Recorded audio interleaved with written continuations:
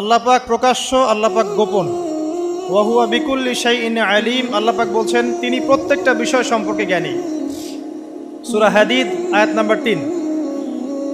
তো আমরা বুঝতে পারছি যখন কোনো কিছু ছিল না তখন আল্লাহ রাব্বুল আলামিন ছিলেন, আবার যখন কিছু থাকবে না তখন আল্লাহ পাক থাকবেন। কুল্লু মান আলাইহা ফান ওয়া ইয়াবকা ওয়াজহু রাব্বিকা যুল জালালি ওয়াল ইকরাম। সমস্ত কিছু ফানা হয়ে যাবে, শুধুমাত্র আল্লাহ রাব্বুল আলামিনের সত্তা জাত এটা বাকি থাকবে। তার মানে আল্লাহ পাকই শুরু, আল্লাহ পাকই শেষ। আল্লাহর কোনো শুরু নাই, আল্লাহর কোনো শেষ নাই। এখন কেউ যদি প্রশ্ন করে যে আল্লাহ সব কিছু সৃষ্টি করেছেন, তাহলে আল্লাহকে কে সৃষ্টি করলো, নাউজুবিল্লাহ।